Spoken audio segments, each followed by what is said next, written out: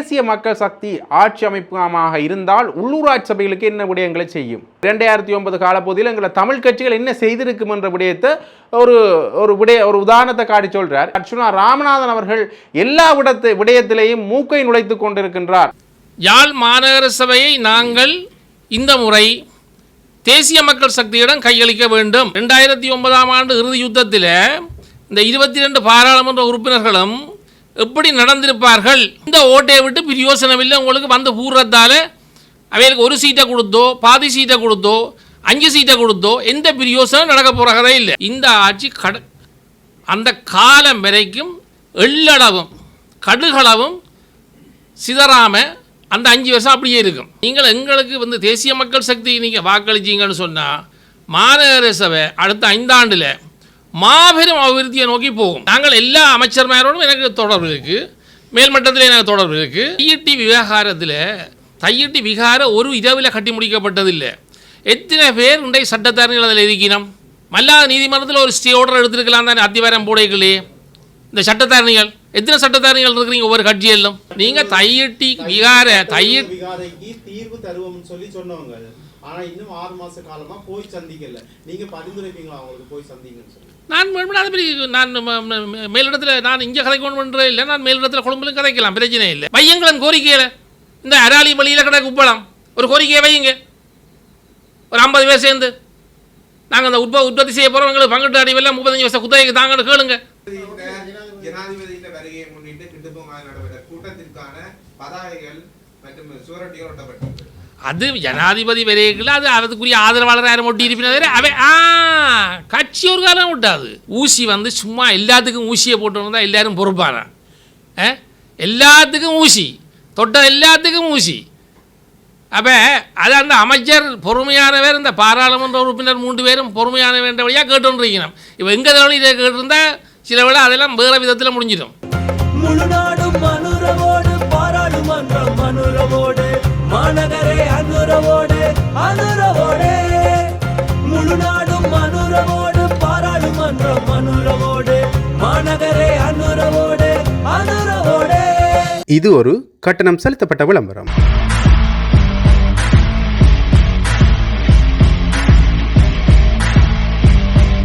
ஜெஃப்னாபடியின் சொந்தங்களுக்கு வணக்கம். இந்த தேர்தல் சூடு பிடிச்சிருக்கிற இந்த நேரத்தில் தேர்தல் பிரச்சார நடவடிக்கைகளும் மற்றும் தேர்தல் சம்பந்தமான பல ஊடக சந்திப்புகளும் நடந்த வண்ணமே இருக்கின்றன.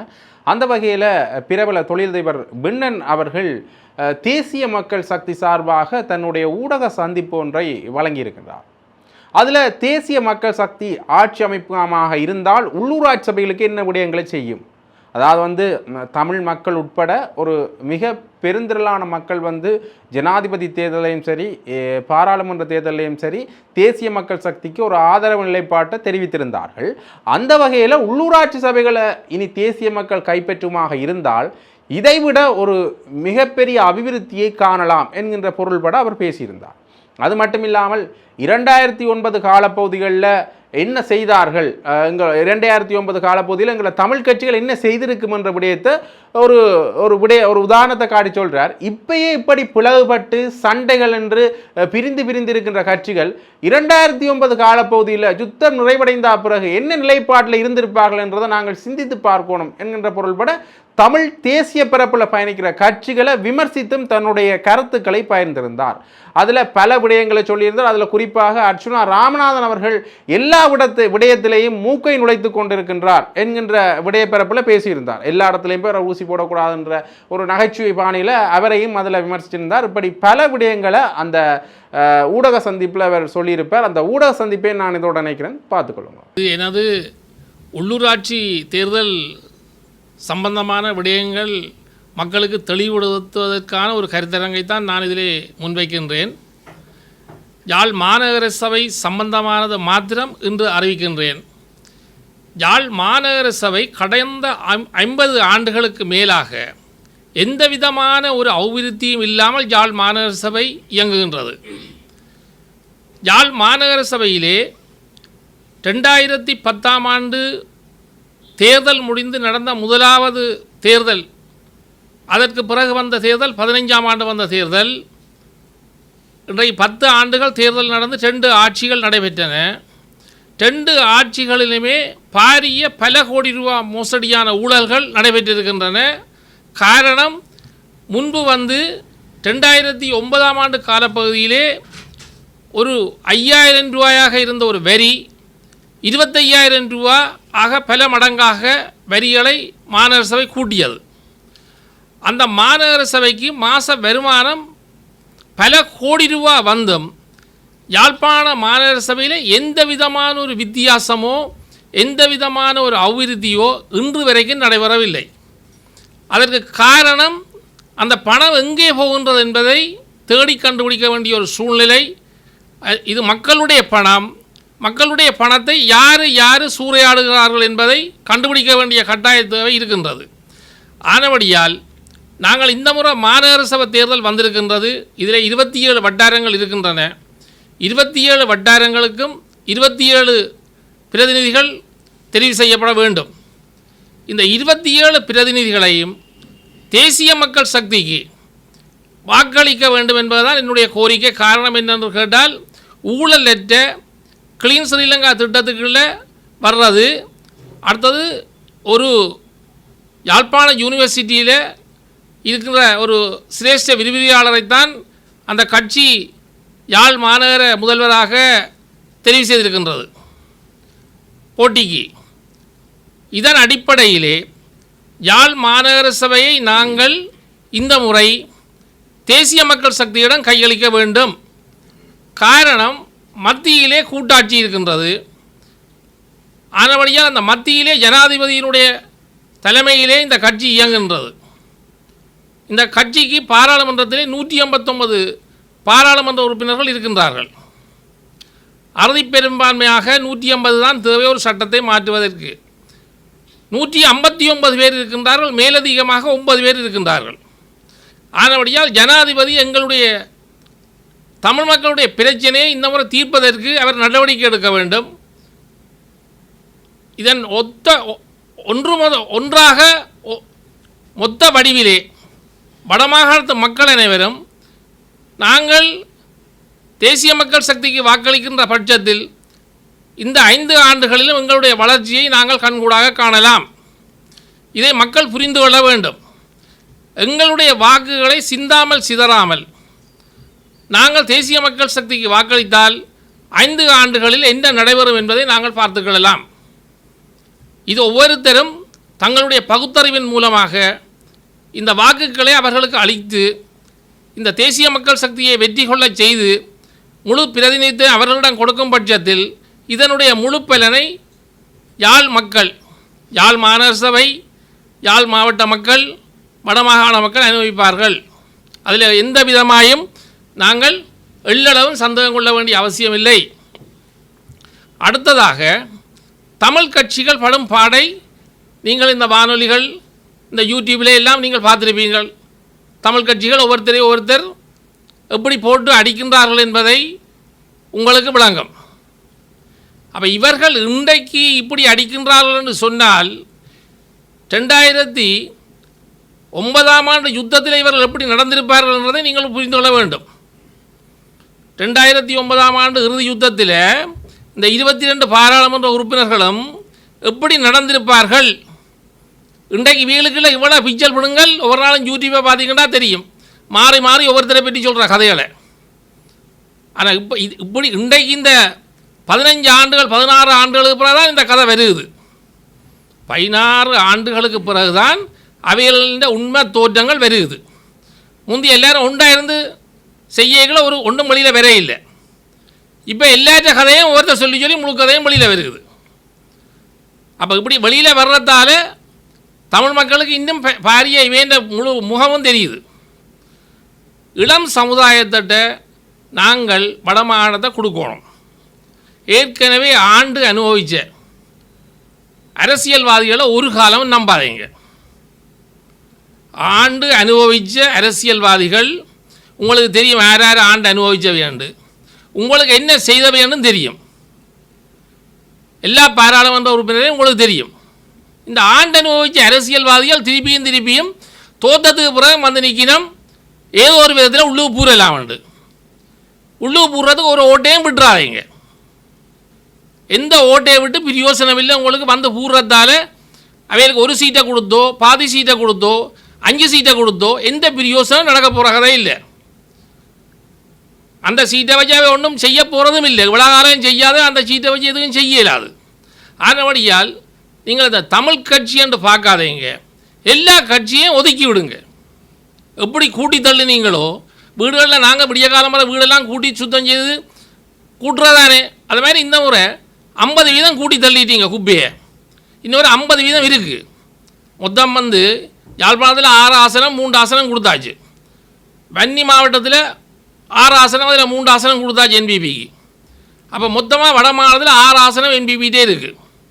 ஒன்று போனஸ் சீட்டில் அமைச்சர் சந்திரசேகரன் தோழர் அவர்கள் இருக்கிறார். அப்போ மொத்தம் 7 ஆசனம் வட மாநிலத்தில் இருக்குது. மிச்சம் 6 ஆசனம் தான் இப்போ பிச்சு ஒவ்வொருத்தர் வச்சிருக்கணும். ஊசி அது இதுன்னு சொல்லி எல்லாம் ஒவ்வொரு ஆசனத்தை வச்சு கொண்டு நிற்கணும். இந்த ஆசனங்கள் ஒன்றிலும் வேலை இல்லை, எதுவுமே நடக்காது. என்னென்னு கேட்டால் 159 ஆசனத்தோட ஜனாதிபதி அவர்கள் அன்ரோகுமார் திசாநாயக்கர் தலைமையில் நாடு இயங்குது. இப்போ கிட்டடியில் நீங்கள் பார்த்துருப்பீங்க, ஒவ்வொருத்தரையும் சொல்லலாம் டிசம்பரோட முடியுது, 8ஆம் மாதம் முடியுது. ஏன் டிசம்பருக்கு 8ஆம் மாதத்துக்கு முடிகிற ஒரு ஆட்சியை இன்றைக்கே கவுக்கலாம் தானே வேல்? ஜனாதிபதியை கவுக்கணுமெண்டா சக்தி இருந்தால் இன்றைக்கே நீங்கள் கவுக்கலாம். அப்போ அது தேர்தலுக்காக சொல்கிற கதை. இந்த கதையிலொண்டே மக்கள் நீங்கள் நம்பி பிரயோசனம் இல்லை என்று கேட்டால் இந்த ஆட்சி அந்த காலம் வரைக்கும் எள்ளளவும் கடுகளவும் சிதறாமல் அந்த 5 வருஷம் அப்படியே இருக்கும். அந்த 5 வருஷத்தில் நாங்கள் பலனை அனுபவிக்கணும்னு சொன்னால் நாங்கள் எங்களுடைய மாநகர சபையை முற்று முழுதாக 27 சீட்டை நாங்கள் என்பிபிக்கு கொடுக்கணும். அது ஊழலற்ற மிக தெளிவான கட்சி. ஊழல்ன்ற கதைக்கே இடமில்லை. இப்போ கிட்டடியில் வந்து ஒவ்வொருத்தரும் அவைக்கு பேச தெரியாது, பாராளுமன்ற உறுப்பினர்களுக்கு கதைக்க தெரியுதில்லை, வடிவாக கதைக்கினவில்லை. அவைகள் கதை குறைச்சி கதைச்சாலும் பரவாயில்லை. அவைகள் இந்த விதமான வேறு ஒரு பிரச்சனையும் இல்லையே. நீங்கள் கூட கதைச்சி தானே எங்களை கொண்டே கவுட்டு கொட்டிட்டீங்க. 1.5 லட்சம் மக்களையும் முடிச்சு எங்களையும் ஏமாற்றி இந்த 3 எம்பிமாருக்கு ஏமாற்ற தெரியாது. அவைகளுக்கு ஏமாற்ற தெரியாது, என்பிபிக்கு ஏமாற்ற தெரியாது, களவெடுக்க தெரியாது, பொய் சொல்ல தெரியாது, இல்லாததை இருக்குன்னு சொல்ல தெரியாது. ஆனபடியா இப்படியான இந்த வம்பு தும்பு வேலைகள் எல்லாத்தையும் கலைக்கிற கட்சிகளுக்கு நீங்கள் போட்டு பிரயோசனம் இல்லை. 2000 ஆண்டில் இருந்து நீங்கள் பார்த்துருப்பீங்க இந்தந்த ஆட்களுக்கு நாங்கள் வாக்கு போட்டுறாங்கன்று. இன்று வரைக்கும் எங்களுக்கு பிரயோசனம் இருந்ததா? வீடுகளில் இருக்க இயலாது, நுழம்புத்தொல்ல யாழ் மாநகர சபையில் வீட்டில் கதவு திறக்க இயலாது, ஜன்னல் திறக்க இயலாது. அதுக்கு காரணம் கழிவு நீர்கள் முழுக்க தேங்கி நிற்கிது. டொய்லெட்டிலே வந்து ஃபிட்டுகள் எல்லாம் நிறைஞ்சு வழியுது. இதெல்லாம் கழிவுகள் முழுக்க அகற்றி கொண்டு போய் சுத்தப்படுத்தி செய்ய வேண்டிய திட்டங்கள் இருக்குது. இது என்பிபி செய்கிறது உடன்பட்டிருக்கு. மத்திய அரசு தான் எங்களுக்கு எதையும் செய்யலாம். நாங்கள் சில்லமாக கூட வாக்குகளை உடைச்சி போட்டு எதையும் செய்ய இயலாது. யாழ் மாநகர சபையில் இருக்கிற மக்கள் நீங்கள் 100க்கு 100 வீதம் இல்லை 1000 வீதம் இந்த 4 நாள் இருக்குது சிந்திங்க. மற்றது எங்களோட கிளீன் ஸ்ரீலங்கா திட்டத்துக்குள்ள நாட்டில் வந்து நாங்கள் எங்களுக்கு ஸ்டிக்கர் ஒட்டுற இல்லை, போஸ்டர் ஒட்டுற இல்லை. என்பிபி தேசிய மக்கள் சக்தி இந்த போஸ்டர்கள் எதுவுமே ஒட்டுற இல்லை. ஆனபடியா நீங்கள் போஸ்டர் இருக்குது தானே இப்போ விளம்பரம் செய்யலை அதுன்னு யோசிக்காதீங்க. விளம்பரம் தேவையில்லை, எங்களுக்கு இருக்கிற விளம்பரம் காணும். நீங்கள் எங்களுக்கு வந்து தேசிய மக்கள் சக்தி நீங்கள் வாக்களிச்சிங்கன்னு சொன்னால் மாநகர சபை அடுத்த 5 ஆண்டில் மாபெரும் அபிவிருத்தியை நோக்கி போகும். அதில் நீங்கள் கடுகளவும் நீங்கள் சிந்திக்க வேண்டிய அவசியம் இல்லை. இந்த வாக்குகளை கொண்டே நீங்கள் வேறு யாருக்கும் போட்டிங்கன்னு சொன்னால் சுடலைக்கு கொண்டே குப்பையை போடுற மாதிரி தான் இருக்கும்.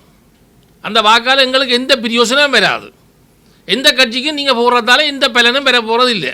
யாழ் மாநகர சபையை நாங்கள் ஒரு மிக சிறந்த ஒரு தலைநகரமாக்கணும்னு சொல்லி சொன்னால் எங்களுடைய கனவு யாழ் மாவட்டத்து மாநகர சபையை நாங்கள் வந்து மிக ஒரு சிறந்த ஒரு மாநகர சபை ஆக்கணும்னு சொன்னால் இதை நாங்கள் என்பிபிக்கு தான் கொடுக்கணும். ஆனபடியால் உங்கள்கிட்ட தயவாக நான் போன முறையும் வந்து என்பிபிக்கு வாக்களிங்கன்னு சொல்லி வாக்களித்து 3 ஆசனம் கிடைச்சது, மொத்தமாக 6 ஆசனம் கிடைச்சிருக்கு. இந்த முறையும் சொல்கிறேன், இந்த வாக்குகளை யாருக்கும் அளிக்க போகாதீங்க, எந்த பிரயோசனமும் இல்லை. அதனுடைய என்பிபிக்கு தேசிய மக்கள் கட்சிக்கு இந்த வாக்குகளை அழியுங்கன்னு சொல்லி இது ஒரு மிகப்பெரிய ஒரு சிறந்த திட்டத்தை உருவாக்கின 5 வருஷம் என்று சொல்லி உங்களுக்கு உத்தரவாதம் தர்றேன். நீங்கள் இந்த வாக்குகளை அவர்களுக்கு போடுங்க. உங்களிடமிருந்து நான் அன்பாக விடைபெற்றுக் கொள்கின்றேன். தேசிய மக்கள் சக்தி வாக்களிப்பதால் யாழ்ப்பாணம் மாநகர வளமாக இருக்கும் என்ற ஒரு உத்தரவாதத்தை வழங்குவீங்க. நீங்கள் கட்சியினுடைய அடிப்படை உறுப்பினரோ பாராளுமன்ற உறுப்பினரோ எதுவும் இல்லாத நிலையில் அந்த உத்தரவாதத்தை நீங்கள் எப்படி நடைமுறைப்படுத்த? நாங்கள் எல்லா அமைச்சர்மாரோடும் எனக்கு தொடர்பு இருக்குது, மேல்மட்டத்தில் எனக்கு தொடர்பு இருக்குது, யாழ்ப்பாணத்தில் உள்ள அமைச்சர் சந்திரசேகரன் அவர்களோட நிறைய தொடர்பு இருக்குது. அதனுடைய நான் எனக்கு எல்லாரோடும் நான் கதைச்சு தான் நான் இந்த முடிவு எடுத்திருக்கிறேன். ஓம் வேட்பு மனுவிலேயே தேர்தல் முறைமைக்கு மாறாக இன்னொரு பிரதேசத்துக்குரியாக தான் முதன்மை வேட்பாளராக போட்டிருக்கிறார்கள். அது உண்மையிலேயே ஒரு தேர்தல் முறைகேடு. ஏற்கனவே ஆரம்பத்திலேயே அவ்வாறு முறைகேடு இருக்கும் போது அதை எப்படி உறுதிப்படுத்தலாம்? முறைகேடுகளை பற்றி தேர்தல் திணைக்களம் தான் ஆராயணும். நானோ அப்படி இல்லாட்டி ஒரு பத்திரிகையாளரோ ஆராய இயலாது. முறைகேடுன்றதை கண்டுபிடிக்கிறது தேர்தல் திணைக்களத்தின் வேலை. அது எந்த வேலையோ உங்களோட வேலையோ இல்லை. அதை அவையவே அந்தந்த வேலையை செய்வினோம். அதுபடியால் நாங்கள் சொல்கிறோம், நிச்சயமாக இந்த கட்சி வெல்லும், இந்த கட்சிக்கு வாக்களிங்க. நாங்கள் இந்த இதில் வர பெனிஃபிட், அதாவது இதில் லாபம் இந்த மக்களுக்கு தான் வரும். யாழ்ப்பாண மாநகர சபை வெறும் மோசமான ஒரு மாநகர சபையாக இருக்குது. கழிவு வாய்க்கால்கள், கழிவு எல்லா விதமான கழிவு குப்பைகள் கூட 10 நாளைக்கு ஒருக்கா தான் எடுக்கணும்.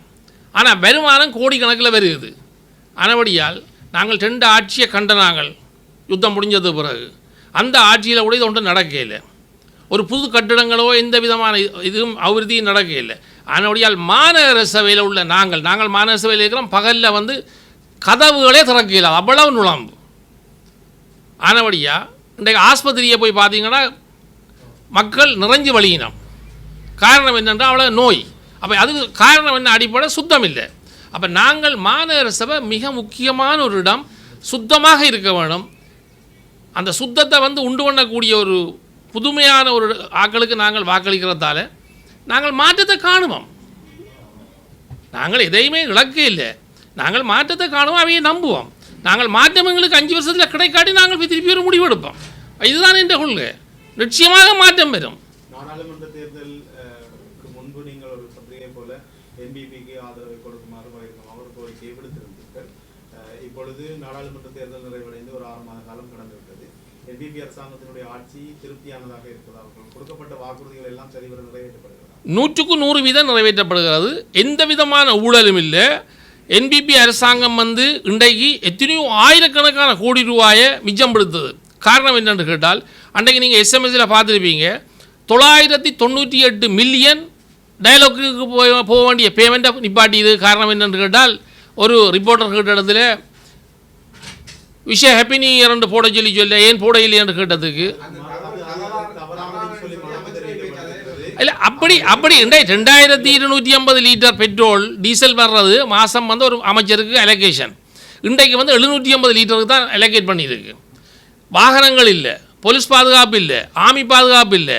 எத்தனையோ ஆயிரக்கணக்கான கோடி இன்றைக்கு மீதம் படுத்துக்கணும். என்னென்னு கேட்டால், ஊழலுக்கு எதிரான ஒரு அரசாங்கம் சொல்லிக்கொண்டு ஆட்சிக்கு வந்தது என்பிபி. கட்டாயம் அவர்களுடைய சபாநாயகர்களுடைய கல்வி தகமை தொடக்கம் இப்போ நீங்கள் சொன்ன மாதிரியான இதுகளெல்லாம் முறைகேடுகளாக அறிவிக்கப்பட்டு அதற்கு பிறகு திருப்பி அவர்கள் மன்னிப்பு கேட்டிருக்கார்கள். இதெல்லாம் இல்லைன்னு சொல்லி சபாநாயகருடைய கல்வி தகமையை அவர்கள் இன்னும் உறுதிப்படுத்தவில்லை.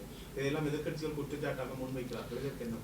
எல்லா இடமுமே எதிர்கட்சிகள் குற்றம் சொல்கிறது. இப்போ எதிர்கட்சி என்ன சொல்லுது? டிசம்பரோட இந்த கதை முடிஞ்சதுன்னு சொல்லுது. உங்களுக்கு தெரியும் ராஜித சேனரட்னா என்ன சொல்லிக்கிறாரு. ராஜித சேனரட்னா ஏற்கனவே எத்தனையோ தரம் தடம் பிறண்டு எத்தனையோ கட்சிக்கு மாறின ஒரு ஆள். அவர் உண்மையாக அவர் ஐக்கிய தேசிய கட்சியில் இருந்து திருப்பி மைந்தையை காத்தடிச்சோன்னா மஹிந்த ராஜபக்சேயோட போயிருந்து ஆண்டு அனுபவிச்சு போட்டு இப்போ திருப்பி போய் ரணிலோட நிற்கிறார். அதனுடைய இவியல்ன்ற கதைகள் எல்லாம் பாருங்க, தாங்க எப்படி அம்பக் பண்ணலாம்ன்றதான் கதை. உண்மையாக இது நாங்கள் 5 வருஷம் நாங்கள் ஆட்சியை கொடுத்துருக்குறோம். 5 வருஷத்தில் எங்களுடைய நாட்டு இன்றைய ஜனாதிபதி அன்றகுமார் திசாநாயக்கா எங்களுக்கு என்ன செய்ய போகிறேன்றது நாங்கள் அவரை நம்ப வேண்டிய கட்டாயத்தில் இருக்கிறோம். என்னென்று கேட்டால், ஒரு காரணம் இருக்கின்றது. அவர் ஒரு போராளி. எங்களுடைய தேசிய தலைவர் ஒரு போராட்டி, அவர் மரணித்தவர். ரோண விஜய் வீரா சுட்டு எரிக்கப்பட்ட அறகுறையா அவரும் மரணித்தவர். எங்களுடைய தேசிய தலைவரும் சுட்டு எரிக்கப்பட்டவர்.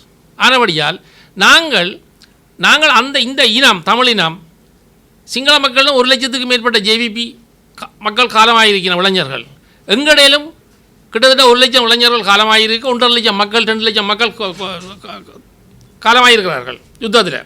அப்போ நாங்கள் அந்த ஒற்றுமையில் இடதுசாரி கொள்ள அடிப்படையில் நாங்களும் இடதுசாரி கொள்ள தான் எங்களுக்கு தேவை. ஜேவிபின்ற கொள்ளையும் என்பிபின்ற கொள்ளையும் இடதுசாரி கொள்கை ஆனபடியால் ரெண்டும் போராடி இந்த நிலைக்கு வந்து அவை ஜனாதிபதியாக இன்றைக்கு வந்திருக்கிறபடியால் எங்களோட பிரச்சனைக்கு அவர் கட்டாயம் ஒரு சொல்யூஷன் தருவார் என்ற நாங்கள் பட்ட துன்பங்கள் அவைக்கு தெரியும். இதே துன்பத்தை அவையும் கண்டுதான் வந்திருக்கிறோம். எங்களை தெரிவு செய்தால் தையட்டி விகாரைக்கு எதிரான தையட்டி விகாரை தொடர்பாக ஒரு தீர்வை தருகிறோம் என நாடாளுமன்ற உறுப்பினர்கள் வேட்பாளர்கள் நாடாளுமன்ற தேர்தலுக்கு முதல் போய் காணி உரிமையாளர்களும் சொல்லியிருக்காங்க. ஒரு தேர்தல் முடிந்து 6 மாதம் காலமாக்கியும் எங்களை வந்து அவர்கள் இன்னும் சந்தித்து ஒரு வார்த்தை கூட பேசவில்லை என காணி உரிமையாளர்கள் குற்றம் சாட்டுகிறார்கள். எந்த கட்சி காணி உரிமையாளர்கள் யாரை கேட்டவை தையிட்டி சட்டவிரோத விகாரை இல்லை அதை எந்த கட்சியில் கேட்டவை என்பிபி காரர்கள் எங்களை வந்து இன்னும் சந்திக்கவில்லை. அவர்கள் தேர்தலுக்கு முதல் போய் சொல்லியிருக்காங்க நீங்க எங்களை தெரிவு செய்தால் உடனடியாக தீர்வு தருவோம். அதில் உண்மையான பிரச்சனை என்னென்று கேட்டால் நாங்கள் யதார்த்தமாக புரிஞ்சு கொள்ள வேணும். தையிட்டி வந்து அப்பப்போ வந்து தேர்தலுக்காக வர்ற ஒரு விவகாரம். தையிட்டி விவகாரத்தில் தையிட்டி விகாரம் ஒரு இரவில் கட்டி முடிக்கப்பட்டதில்லை. எத்தனை பேர் இன்றைய சட்டத்தாரணிகள் அதில் இருக்கணும்? 10 சட்டத்தாரணிகளுக்கு மேலே இருக்கணும் அந்த கட்சிகளில். அதை பற்றி கதைக்கிறவன் இவையெல்லாம் ஒரு ஸ்டே ஆர்டர் மல்லாக நீதிமன்றம் 96ஆம் ஆண்டுலேருந்து இயங்குது. மல்லாக நீதிமன்றத்தில் ஒரு ஸ்டே ஆர்டர் எடுத்துருக்கலாம் தானே அத்திவாரம் போடைகளே.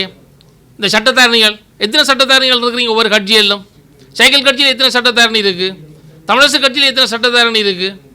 அப்போ இவையில் அதுக்குரிய நடவடிக்கை எடுக்காமல் இந்த தேர்தல் வர்ற காலத்தில் மட்டும் இந்த தையிட்டி விகாரை என்றது ஒரு புத்த சமயத்தில் ஒரு விகாரையாக நாங்கள் கோயில் கட்டுற மாதிரி அதை கட்டிட்டோம். அதில் சரி இருக்கலாம் பிழை இருக்கலாம். ஆனால் அந்த சரியை பிழைன்னு சொல்லி நாங்கள் சொல்லி வாதாட வரே இல்லை. ஆனால் அதை கட்டி முடிக்கும் நினைக்கும் வேண்டித்திர கொண்டவே கட்டி முடித்து அதுக்கு கும்பாசம் முடிஞ்சதுக்கு பிறகு நீங்கள் இந்த தையிட்டி என்று விளையாட இதன்றீங்க. என்பிபி நாடாளுமன்ற உறுப்பினர்கள் சந்திக்கத்தான் வேணும் என்று சொன்னால் அவர்கள் போய் சந்திப்பார்கள். சந்தித்து வந்து முடிவெடுக்கிறதுக்கு வந்து அது குற்றம் வந்து அவை என்ன ரீதியில் அவை வந்து வேறு கட்சிகளுடன் நின்று சொல்லினோம். அவை வந்து சைக்கிள் கட்சி வேறு கட்சியில் அவைக்கு பின்புலத்தில் இருக்கணும். மாதிரி அவை வந்து இந்த உறுதியே விழா காலம் 15 வருஷம் இங்கே வச்சிருந்தவை அவைக்கு தெரியாதா நீதிமன்றம் இருக்குண்டு. நாங்கள் இலங்கையில் வந்து சட்டத்துறை வந்து என்னத்தை நாங்கள் செய்தாலும் சட்டத்துக்குள்ளே போனோம்னு சொன்னால் எங்களுக்கு ஒரு தீர்மானம் பெறும் கட்டாயம். அது ஒரு தீர்மானம் பெறாமல் இருக்காது. ஒரு ஸ்டே ஆர்டர் ஒரு நாளில் எடுக்கலாம். காலம்பரை நாங்கள் நீதிமன்றத்துக்கு ஒரு ஸ்டே ஆர்டரை கொடுத்தோம்னு சொன்னால் நீதிபதி அவர்கள் பின்னேறதுக்கு அந்த ஸ்டே ஆர்டர் சரியாக இருந்தால் சைன் பண்ணுவார் நீதிபதி. கட்டப்பட்டது இன்னொரு ஆட்சி காலமாக இருந்தாலும் புதிய தியான மண்டபம் அண்மையிலே என்பிபி அரசாங்க காலத்தில் திறந்து வைக்கப்பட்டது எப்போராளமாக ராணுவத்திட்ட உதவி. இதை பற்றி அதுவும் வந்து இப்போ அந்த அந்த அந்த வீடு அந்த காணி உரிமையாளர் ஆக்கள் நிற்கிற கட்சிக்காரன் செய்ய வேண்டிய வேலை. அந்த காணி உரிமையாளர் இது வந்து நீங்க தையிட்டி விகாரைக்கு தீர்வு தருவோம்னு சொல்லி சொன்னவங்க. ஆனா இன்னும் 6 மாச காலமா போய் சந்திக்கல. நீங்க பரிந்துரைப்பீங்களா அவங்களுக்கு போய் சந்திங்கன்னு சொல்லி? நான் மேலிடத்தில் நான் இங்கே கதைக்கணுன்ற இல்லை. நான் மேலிடத்தில் கொழும்புலையும் கதைக்கலாம், பிரச்சனை இல்லை. அது கதைக்கலாம். ஆனால் உண்டு நாங்கள் இடிக்கிறன்றது ஒரு காலம் நடக்காத கதை. பகல் கனவு காணக்கூடாது விகார இடிபடும் என்று சொல்லி நாங்கள் ஒரு காலம் நாங்கள் சொல்ல தயாரில்லை. சட்டவிரோதமாக கட்டப்பட்டது தெரிஞ்சும் அதன் பின்னரான காலப்பகுதியில் அண்மையில் 3-4 மாதத்துக்கு உட்பட்ட காலப்பகுதியில் அங்கு மடம் கட்டப்பட்டது. அது சட்டவிரோதமாக தெரிஞ்சு நீங்கள் என்ன சட்டவிரோதம்? இப்போ நாங்கள் வந்து பாருங்க மாநகர சபையில் ஒரு மதிலுக்கு ஒரு அத்திவாரம் போட்டோடனே மாநகர சபை வந்துடுது தாருங்க. அப்போ இன்றைக்கு இல்லை அந்த கதையை விடுங்க. இப்போ அரசியல்வாதிக்கும் கட்டடத்துக்கும் எந்த சம்பந்தமும் இல்லை. அந்தந்த பிரதேச சபைகளுக்கு தான் கட்டடத்துக்கு பவர்.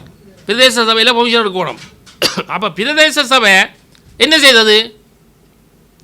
இந்த இந்த இந்த நீங்கள் சொல்கிறீங்க சட்டவிரோதமாக கட்டுறதுண்டு. அப்போ பிரதேச சபைகளும் இந்த இந்த இதுகளை அனுமதியை கொடுக்குற நிறுவனங்களும் கைலஞ்சம் வேண்டிக் கொண்டு அசையுது. அவை சொல்லணுமே முதல்ல எங்களுக்கு பதில். காணி உரிமையாளர்கள் குற்றச்சாட்டு முன்வைக்கணும். இது வந்து உயர் பாதுகாப்பு வலயமாக இருக்க கட்டப்பட்ட அடுத்ததாக நீதிமன்ற தடை உத்தரவு பெறுவதில் ஒரு சிக்கல் இருக்கு. குருந்தூர் மலையில் இருக்கக்கூடிய விகாரம் வந்து நீதிமன்ற தடை உத்தரவு மீறி தான் கட்டப்பட்டது. இதுல எப்படி அந்த உத்தரவு வருகிறது? குருந்தூர் மலை சம்பந்தமானது குருந்தூர் மட்டும் அது திருவண்ணாமலை மாவட்டத்துக்கு உரியது, முல்லைத்தீவு மாவட்டத்துக்கு உரியது. இது வந்து மல்லாக நீதிமன்றத்துக்கெல்லாம் இந்த இது வரும். மல்லாக நீதிமன்றத்தில் ஏதாவது நீங்கள் இதுவரைக்கும் இன்று வரைக்கும் இந்த காணிக்காரர் ஒரு வழக்கு தாக்கல் செய்திருக்கிறோமா?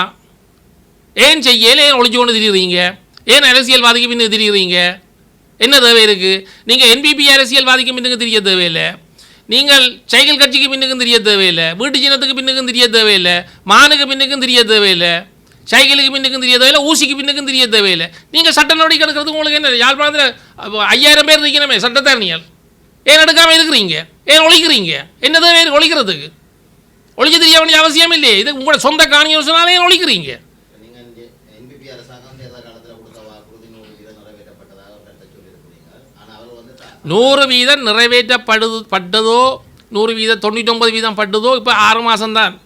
நீங்கள் வடிவா வழங்கணும். 5 வருஷ கால ஆட்சி 2010ஆம் ஆண்டுலேருந்து யாழ்ப்பாணத்தில் என்ன நடந்திருக்குன்றது நீங்கள் பத்திரிகையாளர் அவ்வளோ பேருக்கும் தெரியும். ஆனபடியால் நாங்கள் இப்போ 5 மாதத்தில் 6 மாதத்தில் அவைகளுக்கு வந்து இப்போ பொருளாதார நெருக்கடி எல்லாம் இருந்து இப்போ தான் அவர்கள் எல்லா அலுவலும் பார்த்துக்கொண்டிருக்கிறோம். இப்போ அந்த IMF பிரச்சனை அதெல்லாம் சோர்ட் அவுட் பண்ணி வருது. எவ்வளவோ நெருக்கடிக்கெல்லாம் எங்களுடைய கௌரவ ஜனாதிபதி அவர்கள் இந்த பாராளுமன்றத்தை பாரமெடுத்திருக்கிறார். ஜனாதிபதி பதவியை அவர் 2 பதவியும் அவர் எடுத்தது வந்து இலங்கை வந்து பாதாளத்துக்கு இருக்கிற நேரத்தில் அவர் எடுத்திருக்கிறார். இதை மக்கள் உணரணும். அப்படி இருந்தும் இன்றைக்கு தண்ணி போதில் கூட 550 ரூபா விற்ற தண்ணி போதில் 350 ரூபா ஆக்கியிருக்கிறோம். ஆனால் உப்புக்கு விலை 300 அது உப்பு இல்லை உப்புன்னு சொன்னால் உப்பு வந்து அம்மாந்தோட்டையிலேருந்து தான் இவ்வளோ உப்பு வந்தது. அம்மாந்தோட்டையில் மழை கூடி உப்பு நியாயமாக அழிஞ்சு போச்சு. அதுக்கப்புறம் இறக்குமதியும் செய்தவை. இப்போ உப்பு வந்து இந்த மாதம் அடுத்த மாதம் தான் உற்பத்தி ஆகிற காலம். அதை வந்து இப்போ 5000 ஏக்கருக்கிட்ட எலிஃபென்ட் பாஸும் குறிஞ்சாத்தீவும் இருக்குது. இதை விட அராலித்துறையில் ஒரு உப்பளம் இருக்குது. இதை விட செம்மணியில் ஒரு உப்பளம் இருக்குது. உங்களுக்கு ஞாபகம் இருக்கோ தெரியாது, விடுதலை புலிகள்ன்ற காலத்தில் ஆனவர்கள் சண்டை நடந்து கொண்டிருந்த காலத்தில் ஜாழ் மாவட்டத்தில் 9 லட்சத்துக்கிட்ட மக்கள் இருந்தது. 9 லட்சம் மக்களில் உப்பு வந்து இந்த செம்மணியும் இந்த அராலித்துறையும் தான் உப்பு கொடுத்தது. நாங்கள் ஒரு காலம் உப்பு இம்போர்ட் பண்ண இல்லை. உப்பு கொழும்புலேருந்து ஏற்ற வேணாம்னு சொல்லி உப்பு கொழும்புலேருந்து ஏற்றுனதும் கிடையாது அந்த காலத்தில். இங்கே தாராளமாக உப்பு இருந்தது. அப்போ மக்களும் விளைவிச்சு கொடுத்தவே. அப்போ எங்களோட இளைஞர்களும் வந்து பாருங்க, நீங்களும் வந்து முயற்சி செய்யணும் பாருங்க. நீங்கள் முயற்சி செய்யாமல் எதையும் கேட்கலாது. இப்போ இந்த செம்மணி பாருங்க, என்ன 20 வருஷமாக கிடக்கு. ஒரு அப்ளிகேஷனை கொடுங்களேன் நீங்கள் எல்லோரும் சேர்ந்து. எங்களுக்கு நாங்கள் ஒரு 20-50 பேர் எடுத்து செய்கிறோம். ஏன் செய்யாமல் இருக்கிறீங்க? நீங்கள் ஏதாவது வாழ்க்கையில் உங்களுக்கு கோரிக்கை வச்சுக்கிறீங்களா? இளைஞர்கள் இன்றைக்கு இருக்கிற இளைஞர் சமுதாயம் ஏதாவது ஒரு கோரிக்கை வைக்கிறீங்களா அரசாங்கத்திட்ட? ஏன் வைக்காமல் இருக்கிறீங்க? வையுங்களன் கோரிக்கையில். இந்த அராலி வழியில் கிடக்கு உப்பளம், ஒரு கோரிக்கையை வையுங்க. ஒரு 50 பேர் சேர்ந்து நாங்கள் அந்த உற்பத்தி செய்ய போகிறோம், எங்களுக்கு பங்கிட்டு அடிவில் 35 வருஷம் குத்தகைக்கு தாங்கன்னு கேளுங்க. ஏன் கேட்காமல் இருக்கிறீங்க? உங்களுக்கு கேட்கறதுக்கு உரிமை இருக்குதானே? நீங்கள் விலை ஊறத்தை தான் கதைக்கிறீங்க. நாங்கள் ஏன் உற்பத்தி செய்யக்கூடாதுன்றதை சொல்லுங்களேன். நீங்கள் கேளுங்க, கேட்டு கிடைக்காடி எங்களோட கதையுங்க. நிச்சயமாக இந்த அரசாங்கம் கட்டாயம் உங்களுக்கு எல்லா அலுவலும் நீங்கள் கேட்குற உதவிகள் செய்யும். விவகாரத்தில் வந்து இப்போ ஏற்கனவே சிறையில் விடுவிக்கப்படும் ஜனாதிபதி ஏற்கனவே உரையில் இங்கே சொல்லியிருந்தார். இருந்தாலும் சட்டமா நிபந்தனைகளை சாட்டி அவர்கள் விடுவிப்பு நடவடிக்கை ஈடுபட்டு கொண்டிருக்கின்றது. இந்த நிலையில் வந்து 10 பேர் அதாவது தண்டனை தீர்க்கப்பட்ட கைதிகள் இருக்கிறார். ஜனாதிபதி இனத்தால் பொது மன்னிப்பில் ஒரே நாளிலே விடுதலை செய்யக்கூடிய அதிகாரம் அவற்றை கையிலே இருக்கு. ஏன் அவர் விடுதலை செய்ய முடியாது? அது நீங்கள் கேட்குற கேள்வி ஒரு நியாயமான கேள்வி, உண்மையான கேள்வி. மனச்சாட்சிக்கு நீங்கள் அது உண்மையாக அதை விடுதலை செய்யணும் என்றால் அந்த யுத்தம் முடிஞ்சுது. இது சம்பந்தமாக நாங்கள் ஜனாதிபதியை எல்லோரும் ஒரு நாளைக்கு நீங்கள் வாங்க, பேப்பர் ரிப்போர்ட்டர்ஸ் எல்லாம் இந்த எலெக்ஷன் முடியட்டும், தேர்தல் முடிய நான் எந்த கணக்கில் கூட்டிகிட்டு போகிறேன், ஒரு மீடியாவை வச்சு அவர்கிட்ட கேட்டு அவர் ஏன் விடுதலை செய்யலான்றதை நாங்கள் கேட்போம். ஏனெண்டா அவர் மன்னிப்பு கொடுக்க அவர் கேளும். ஏன்னா இது யுத்தம் முடிஞ்சுது. யுத்தம் முடிஞ்சது மட்டும் இல்லை பாருங்க, இனிமேல் எந்த காலத்திலேயும் வந்து ஒருத்தரை ஒரு துவக்க தூக்குறதுக்கு இங்கே வடமாநிலத்தில் ஒருத்தரும் தயாரும் இல்லை. ஏன்னா அந்தளவுக்கு எங்களோட மக்கள் நொந்து நூலாகி நிற்கிறோம். ஆனால் ஜனாதிபதி இப்போ நீங்கள் இவர் கேட்குற கேள்வி ஒரு தரமான கேள்வி. அதில் ஒரு 3 பேர் 4 பேரத்தெல்லாம் விடத்தான் வேணும். இது சம்பந்தமாக நாங்கள் கதைக்கணும் பாருங்க. நாங்கள் எதையும் கேட்காமல் பெற இயலாது பாருங்க. நாங்கள் அடிக்கடி கேட்கணும். நீங்கள் கேட்குற கேள்வி ஒரு நியாயமான ஒரு தர்மமான கேள்வி. நிச்சயமாக நாங்கள் அது சம்பந்தமாக நாங்கள் ஒரு கதைச்சி ஒரு தீர்மானத்தை எடுத்து திருப்பியும் கதைப்போம். கதைச்சி நாங்கள் அந்த விடுதலையை நாங்கள் கொண்டுடலாம். ஏன்னா அந்த 10 பேரை விடுதலை செய்யலாம். அவர் ஏற்கனவே அது விடுதலை செய்யக்கூடிய ஒரு நிலையிலான் இருக்குது. ஏன்னா அது பொது மன்னிப்புன்ற அடிப்படையில் அதில் விடலாம். அதில் மாற்று கருத்துக்கிடம் இல்லை. ஆனால் இனி அவருக்கும் வந்து எங்களுக்கு ஒரு நாளைக்கு இவ்வளோ பிரச்சனை இருக்குன்னு சொன்னால் அவர் ஒரு நாட்டு தலைவராக இருக்கிறதுக்கு ஆயிரக்கணக்கில் பிரச்சனைகள் இருக்கும். நாங்கள் அதை வந்து ஒரு அணுகிற விதமாக கதைச்சு எல்லோரும் சேர்ந்து இடைக்கிட அது சம்மந்தமாக கதைக்கணும். கதை கேட்கல நாங்கள் செய்யலாம். அதனுடைய நீங்கள் இந்த மீடியா தான் அதை கொஞ்சம் புஷ் பண்ணணும். நீங்கள் நானும் வாரன் தேர்தல் அண்டிய காலங்களில் வழி வழக்கில் பாதைகளை விடுவிக்கிற மாதிரி இதே ஒரு முயற்சியாக செய்யலாம். நாங்கள் அது சம்பந்தமாக நான் இன்றைக்கு இல்லை அது கதைக்கலாம். கதைக்கக்கூடிய ஒரு மாதிரி இது எங்களுக்கு செய்யக்கூடிய ஒரு அலுவல், செய்யலாத அலுவல் என்று இல்லை. மாதிரி அவர் சொல்லியிருக்கிறார் தான் சகல காணிகளையும் விடுவன்னு சொல்லியிருக்கிறார். சகல காணிகளையும் தான் விடுவன், தனக்கு ஒரு காணியும் இந்த மக்கள்கிட்ட காணிகள் சொந்தமான காணிகள் யாவுமே முற்றாக விடுவிக்கப்படும் சொல்லியிருக்கிறார். அது விட்டு கொண்டிருக்கணும். மிச்சத்தையும் நாங்கள் விடுதலைக்கு நாங்கள் கேட்கலாம்.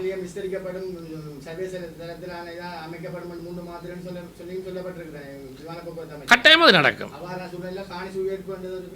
இல்லை அது இப்போ வந்து என்னென்னு கேட்டால் இப்போ லேட்டஸ்ட் டெக்னாலஜியில் எங்களுக்கு இருக்கிற ஏர்போர்ட்டே காண வேண்டாம். எங்களுக்கு ஒரு பக்கம் கடல்லானே இருக்குது. எந்த பெரிய விமானமும் கடலால் வந்து இறங்கலாம். இருக்கிற காணி மிச்சமாக காணும். அதில் மாற்றுக்கிறதுக்கு இடமில்லை. என்னென்னு கேட்டால் எங்களுக்கு ஒரு பக்கம் இல்லை வந்து கடல் வர்ற லேண்டிங் எல்லாம் வந்து கடலுக்குள்ளாலான்னு வரும். இறங்குறதுக்கு மட்டும்தான் தேவை. அதனுடையால் நாங்கள் அடுத்த அவரோட வந்து நாங்கள் இந்த தேர்தல்களுக்கு நாங்கள் முழு ஆதரவை மக்கள் தெரிவித்து வந்து அவை இப்போ எங்களுக்கு ஒரு 5000 கோடி ரூபா ஒதுக்கி இருக்கிறோம். 5000 கோடி ரூபா இலங்கைக்கு எங்களை வடமானதுக்கு தான் முதலாவது கூட ஒதுக்கி இருக்கிறோம். நான் இந்த இளைஞர்களோ இந்த யுவதிகள்கிட்ட கேட்குறது, நீங்கள் வந்து செய்ய வேண்டியது ஒன்று தான். இந்த தேசிய மக்கள் கட்சியின் ஆதரவில் நீங்களும் ப்ரொஜெக்டுகளை தயாரித்து தாங்க. நீங்கள் ஒவ்வொரு ப்ரொஜெக்டுகளையும் செய்யுங்க. செய்ய இல்லாதன்று இல்லை. நீங்கள் கேட்டு கிடைக்காட்டி அதுக்கு நான் பொறுப்பு சொல்கிறேன். நீங்கள் கேளுங்க. நாங்கள் கேட்காம இருக்கக்கூடாது. நாங்கள் எதையும் கேட்டால் தான் கிடைக்கலாம். பாருங்க, நீங்கள் கடந்த ஆட்சியில் விடுவிக்கப்பட்ட வழிவடக்கு காணிகள் கூட இன்னும் அப்போ நீங்கள் விடுவிக்கப்பட்டன்னு சொல்லக்கூடாது. விடுவிக்கிறேன்னு சொல்லி விடுவிக்காமல் இருக்குன்னு சொல்லுங்கள். அது சம்பந்தமாக அந்த எல்லாரும் வந்து அதுக்கு ஒரு கடிதத்தை தெரிஞ்சு சொல்லுங்க. அந்த மீள்குடியேற்ற விடாமல் இன்னும் தடை செய்து கொண்டிருக்கிற காணிகள்ன்ற விவரங்கள் எழுதி அதுக்கு ஒரு லிஸ்ட்டை போட்டு எல்லாத்தையும் கையெழுத்த வச்சு ஜனாதிபதிக்கும் அமைச்சர் சந்திரசேகரன் அவர்களுக்கும் தந்தீங்கன்னு சொன்னால் அதை நாங்கள் பேரப்படுத்தி கொழும்புக்கு அனுப்பி அதுக்குரிய நடவடிக்கை உடனே எடுக்கலாம். இல்லை அது வந்து இராணுவம் வச்சிருந்தால் பாருங்க, நாங்கள் கொஞ்சம் முயற்சி செய்தால் தானே நடக்கும். நாங்கள் இராணுவம் வச்சிருக்கேன்னு சொன்னால் நாங்கள் திருப்பி நாங்கள் அதை எடுத்து காட்டணுமல்லோ. நாங்கள் ஒவ்வொரு விஷயத்தையும் எடுத்து காட்டினா தானே வேறு நடக்கும். நாங்கள் அதை விடுவிச்சிட்டு பண்ணிட்டு நாங்கள் அதை வச்சு கொண்டு இருக்க இல்லாது. அப்போ அதை நாங்கள் அது சம்மந்தமாக உடனே நீங்கள் எங்களுக்கு அந்த கடிதங்களை ஒரு எடுங்க, எடுத்து நாங்கள் அதை கொடுத்து நாங்கள் பேரம் காணாமல் ஆக்கப்பட்ட ஆக்கள்ன்ற உறவுகள் எல்லாரும் வந்து ஒருக்கா ஜனாதிபதியை சந்திக்கணும். அப்படி அதுக்கு ஒரு கூட்டத்தை நாங்கள் ஆர்கனைஸ் பண்ணி அரசாங்க அதிபர் மூலமாக நாங்கள் திருப்பி அது சம்பந்தமான எல்லாரையும் ஒரு அழைச்சி அது சம்பந்தமான ஒரு அறிக்கை எடுத்து தேர்தல் முடிய காணாமல் ஆக்கப்பட்ட எல்லாரையும் நாங்கள் மீடியாக்கள் மூலமாக ஒரு நாளைக்கு ஒரு மீட்டிங்கை அரசாங்க அதிபர் தலைமையில் அமைச்சர் தலைமையில் முதல் கூப்பிட்டு விசாரணையை செய்வோம். என்ன நடந்தது, இது நடந்ததுண்டு. அதுக்கு பிறகு ஜனாதிபதிகிட்ட கதைப்போம். இதுக்கு என்ன முடிவு சொல்கிறீங்க, இழப்பீடு தெரியலாதா அல்லது ஆக்கள் இருக்கணுமா இல்லையா, என்ன முடிவுன்றதை நாங்கள் கேட்கலாம். ஏன்னா இது ஒரு புதிய அரசாங்கம் தானே, எங்களுக்கு கேட்குறதுக்கு அதுக்கு ரைட்ஸ் இருக்குது மக்களுக்கு. நடுவில் இதை அப்படியே வச்சு கொண்டு இருக்க இயலாது. தேசிய மக்கள் சக்தி சார்பான பல்வேறு நீங்கள் வணங்குகிறீங்க. உங்களை போன்ற பலர் அரசாங்கத்தின் வெளியிலே இருந்து அழுத்தங்களை தெரிவிக்கிறார்களா, இல்லாட்டி அரசாங்கத்தினுடைய தீர்மானங்களை முக்கிய பங்கு வகிக்கிறார்கள்? அவையில் ஒரு காலம் யாருக்குமே இந்த அழுத்தம் கொடுக்குறீங்கள பாருங்க. இந்த கட்சி வந்து எவர்கிட்ட ஒரு ரூபா காசை உதவி வேண்டினதோ ஒரு வீதமான ஒரு அழுத்தத்தையோ கொடுக்குற இல்லை. அவைகள் கிளீன் ஸ்ரீலங்கா திட்டத்துக்குள்ள ஒரு நோட்டீஸ் கூட விட்டவனால தான் சொல்லியிருக்கணும். எங்கேயாவது பாருங்க, யாழ்ப்பாண குடாநாட்டுகளில் என்பிபி இந்த கட்சியின் ஒரு நோட்டீஸ் இருந்தால் அது ஒட்டி ஒரு ஸ்டிக்கர் எங்கே ஜனாதிபதியின் வருகையை முன்னிட்டு கிட்டுப்பமாக நடைபெற்ற கூட்டத்திற்கான பதாகைகள் மற்றும் சுவரொட்டிகள் ஒட்டப்பட்டது. அது ஜனாதிபதி வரையில் அது அதுக்குரிய ஆதரவாளர் யாரும் ஒட்டி இருப்பினதே அவை கட்சி ஒரு காலம் விட்டாது. அதை விளங்கிக்கலுங்க. கட்சி ஒரு காலம் நீங்கள் எங்கேயாவது நாங்கள் ஒரு ஃபோட்டோ எடுத்தாங்க கட்சி ஒட்டுதண்டு அதே அது அது அது அது வந்து ஆறாத ஆதரவாளர்கள் ஒரு கோஷியாக சேர்ந்து கொண்டே ஒட்டி இருக்கலாம். அதை நானும் கண்டேன். ஆனால் அதுக்கும் வந்து ஜனாதிபதி செயலகத்துக்கோ அல்லது அமைச்சரவைக்கோ அல்லது பாராளுமன்ற உறுப்பினருக்கோ இந்த சம்பந்தம் இல்லைன்னா அது கிளீன் ஸ்ரீலங்காக்குள்ள வர்ற திட்டம். இந்த முறை பாருங்க, இந்த சிவர் எல்லாம் எல்லாரும் ஒருத்தர் போஸ்டர் ஒட்டி இருக்கணும். எங்கேயாவது ஒரு என்பிபி ஒட்டி இருக்காண்டு பாருங்க. கட்சிக்கு வந்து சம்பந்தம் இல்லைன்னு சொல்லி இல்லை அது இல்லை. இது வந்து நாங்கள் வந்து எல்லாத்தையும் தூக்கி பார்க்கல பாருங்க. எங்களோட கட்சி வந்து மிகவும் க்ளீனாக இருக்கு பாருங்க. அதில் வந்து மாற்று கருத்துக்கு இடமில்லை. நீங்கள் இன்னும் 1 வருஷம் 2 வருஷம் போகத்தான் நீங்கள் இதை பற்றி கூடுதலாக குறைச்சி கதைக்கணும் என்னென்னு கேட்டால் எங்களோட கட்சியில் ஒரு 6 மாதம் தான் பாருங்க இந்த கட்சி இயங்குது. இன்னொரு 1 வருஷம் 2 வருஷம் நீங்கள் பார்த்துட்டு நீங்கள் என்ன கேள்வி, என்ன குறை இருக்குது, என்ன குற்றம் இருக்குது உடனடியாக கேளுங்க. கடந்த பாராளுமன்ற தேர்தலில் தேசிய மக்கள் சக்திக்கு ஆதரவாக வாக்கு சேகரித்தவர் என்ற அடிப்படையில் உங்களை கேள்வி, பிரதேச ஒருங்கிணைப்பு குழு கூட்டங்களாக இருக்கலாம், மாவட்ட ஒருங்கிணைப்பு குழு கூட்டங்களாக இருக்கலாம், பலவற்றும் முரண்பாடான நிலைமையில இடையில கைவிடப்படுது. அவ்வாறான நிலைமையில உள்ளூராட்சி சபைகள் இவ்வாறு ஒரு நேர்மையான ரீதியில அதில் நிச்சயமாக நீங்கள் கேட்குற கேள்வி, நான் வந்த டிவி அந்த ப்ரோக்ராம்கள் பார்த்து நான் அதில் நீங்கள் உண்மையாக கூட ஒவ்வொருத்தரும் கூட மனச்சாட்சியை தொட்டு சொல்லுங்கள். ஒவ்வொருத்தரும் யாழ்ப்பாணத்தில் பிறந்த அவ்வளோ பேரும் அதில் கதைக்கிறதெல்லாம் ஒரு தர்மமான கதையாக நியாயமாக குழப்புறத்துக்கண்டே வந்திருந்து கதைச்சால் இப்போ நீங்கள் என்னிட்ட கேள்வி கேட்க நான் உங்களுக்கு எவ்வளோ அன்பாக பதிலளிக்கிறேன். ஊசி வந்து சும்மா எல்லாத்துக்கும் ஊசியை போட்டு வந்தால் எல்லோரும் பொறுப்பானா? எல்லாத்துக்கும் ஊசி, தொட்ட எல்லாத்துக்கும் ஊசி. அப்போ அது அந்த அமைச்சர் பொறுமையானவர், இந்த பாராளுமன்ற உறுப்பினர் 3 பேரும் பொறுமையான வேண்டபடியாக கேட்டுருக்கணும். இப்போ எங்கே தவணை இதை கேட்டிருந்தால் சில வேளை அதெல்லாம் வேறு விதத்தில் முடிஞ்சிடும். நீங்களே அந்த இதெல்லாம் கேட்ட நீங்கள் தானே, உங்களோட மனஜாய் சொல்லுங்கள். இந்த ஊசி போட்டு ஆட்டுற ஆட்டத்தை பார்த்த நீங்கள் தானே, ஊசி என்ன ஆட்டம் ஆட்டுதாண்டு, இதெல்லாம் மனுஷத்தன்மையா, ஒரு பண்பா, ஒரு பழக்க வழக்கமா? மேலே இந்த பாராளுமன்றம் இன்றைக்கு 75 வருஷமாக இருக்கிற பாராளுமன்றமே, 75 வருஷமாக இருக்கிற பாராளுமன்றத்தில் இப்படி ஒருத்தர் வந்து இவ்வளோ கேவலமான நிலையில் வந்திருக்கா? இல்லையே.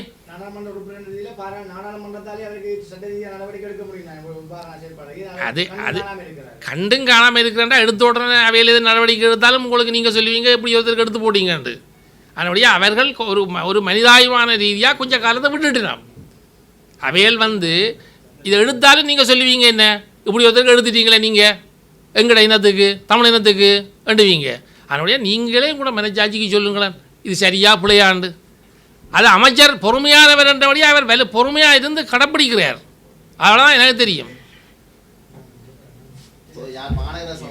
அபிவிருத்தி சம்பந்தமான நீங்கள் கருத்துக்களை எம்பிபி கட்சியினுடைய மாநகர முதன்மை வேட்பாளர் திருவுரையாளர் கபிலன் அவர்கள் ஊடக சந்திப்புகளில் கவித்து வருகிறார். இதுக்கான காரணம் என்ன என்பதை ஆனால் அவர் வந்து உண்மையிலேயே நான் அவரோட கொஞ்சம் நேரம் பேசுகிறார். ஆனால் அவர் வந்து அது நான் எனக்கு என்ன காரணம் எனக்கு சொல்லத்தையே நான் கேட்குறேன். ஆனால் வந்து சரியான ஆள் வேலை இரவு 11 மணி 12 மணி வரைக்கும் வேலை செய்ய விடிய காதால் 5 மணிக்கு வேலை வழங்குறேன். அவர் தான் நேர இந்த மாநகர சபை அலுவல் மாநகர சபையை விட வேறு பிரதேசங்களுக்குரிய வேலைகளையும் அவரே தானே போய் நின்று பார்த்து கண்காணித்து கொண்டு இருக்கிறார். கடும் வேலைப்பழுவில் இருக்கிறார் என்றதை நான் என்ற கண்கூடாக கண்டேன். நான் அவர் அப்படி ஒழிக்க வேண்டிய ஒரு தேவையும் இல்லை. எந்த விதமான குற்றம் 1% கூட அவரில் எந்த குற்றத்தையும் யாரும் வைக்கையில் நான் வடிவாக விசாரித்து பார்த்தேன். அதனுடையால் அவர் மாநகர சபைக்கு யாழ்ப்பாண யூனிவர்சிட்டி பல்கலைக்கழகத்திலேருந்து வர்ற முதலாவது சிரேஷ்ட விரிவியாளர். அவரை நம்பி நாங்கள் கொடுக்கலாம். இதில் ஒரு வர்த்தகரோ அப்படி இல்லாட்டி இதை வந்து கொள்ளையடிக்கிறதுக்கு மாநகர சபை ஆளும் கொள்ளையடித்த மாதிரி யாரும் அடிக்கிறதுக்கோ எந்த விதத்திலும் 1 ரூபா காசை கூட மாநகர சபையினுடைய பணத்தை மக்களுடைய பணத்தை 1 ரூபாயத்தெல்லாம் வீணாக்கிறதுக்குரிய நிலைமை ஒரு காலம் ஏற்படாது. அதே நேரம் யாழ்ப்பாணம் ஒரு புதுப்பொலிவில் 5 வருஷத்துக்குள்ள வேறு நீங்கள் பாருங்கள். இந்த மலசல கூட பிரச்சனை, மலக்கழிவு கழிவுகள் வேஸ்ட் வாட்டர்களுக்கெல்லாம் ட்ரைனேஜ் சிஸ்டங்கள் கொண்டு இப்படியே கொண்டு போய் தள்ளி விடுறதுக்குரிய திட்டங்கள் அவ்வளோ வாய்க்கால் வடிவால் அமைப்பு அது ஒரு வெளிநாடுகளில் கதைச்சிருக்கு. அந்த திட்டம் முழுக்க 100% நடைபெறும். நுழம்புத்தொல்ல முடியும். ஒரு நியூ சிட்டி ஒன்று வரும், அண்டர் கிரவுண்டில் கேபிள் வருது. அதனுடைய நிச்சயமாக மக்களது பலனை நீங்கள் அளிக்கிற வாக்குகள் எல்லா பலனும் நிச்சயம் வரும் மாநகர சபைக்கு. அதில் மாற்று கருத்துக்கிடவில்லை. நீங்கள் நம்புங்கள், நடக்கும்.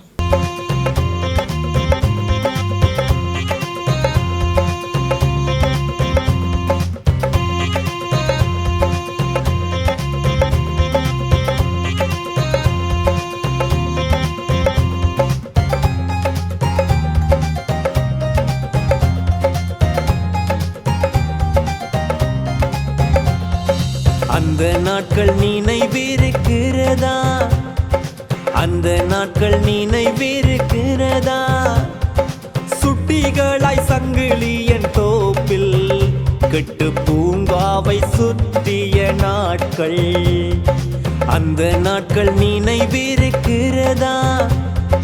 வீரன் பெயரை விளையாட்டாய் விட்டு விடாமல் வரலாற்றில் விதைத்த நாட்கள், அந்த நாட்கள் நினைவிருக்கிறதா?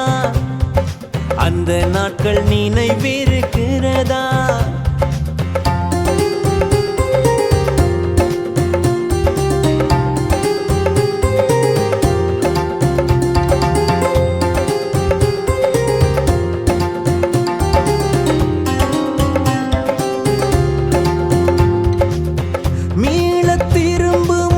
வசந்த காலங்கள் காண கிடைக்குமா?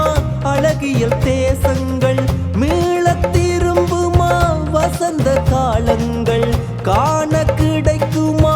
அழகியல் தேசங்கள் எம்மாட்சியில் மீள காண்போமே, நாம் தொலைத்ததெல்லாமே. நல்லெதிர்காலம் கட்டி அமைப்போம், இனி வசந்த காலமே. ஆண்டுகள் எத்தனையானாலும் கிட்டு பூங்கா என்றும் கிட்டு பூங்காதானே. மெருகேற்றி நவீனமயமாக்கி மீளியங்க நாம் வைப்போமே. எம் பிள்ளைகள் சிரித்து ஓடியாடி விளையாட, எம்மை பெற்றோர் சாய்ந்து இளைப்பார, தலைமுறை கூடி கதை பேச, எம் இனத்தின் கூட்டு வாழ்க்கை தொடர. மிளுருவாகிறதே மொத்தம் 10 பூங்காக்கள், சேர்ந்தலில் காணுமே எம் யாழ் மாநகரே. அந்த நாட்கள் நினைவிருக்கிறதா? அந்த நாட்கள் நினைவிருக்கிறதா?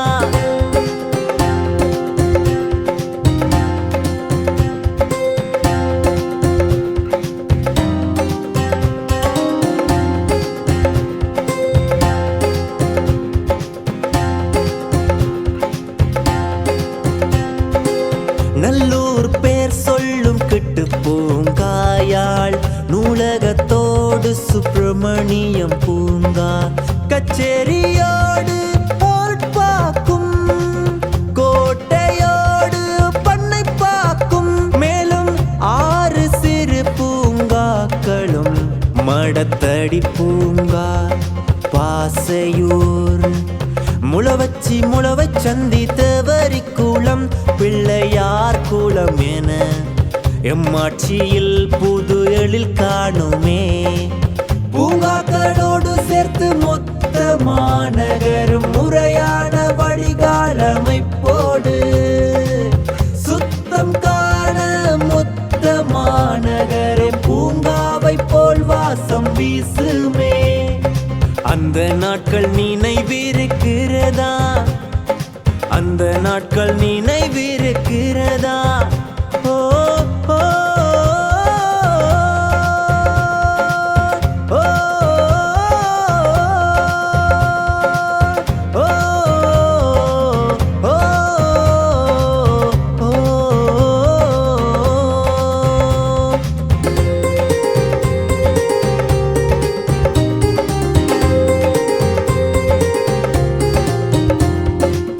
இந்திய அரசின் நிதி திட்டத்தில் யாழ் திருவள்ளுவர் கலாசார மண்டபம், யாழ் மாநகர சபை பொறுப்பேற்க, எம் ஆட்சி அமர்வின் முதல் சபை கூட்டத்தில் முதல் பிரேரணை அமையும்.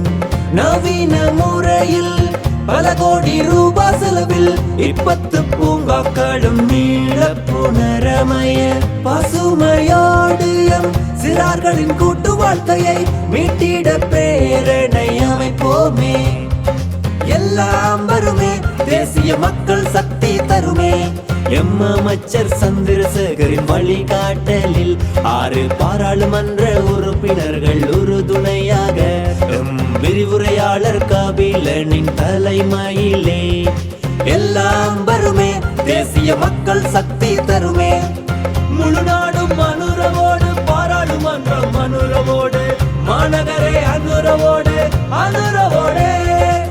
முழு நாடும் அனுரவோடு, பாராளுமன்றம் அனுரவோடு, மாநகரே அனுரவோடு அனுரவோடு. இது ஒரு கட்டணம் செலுத்தப்பட்ட விளம்பரம்.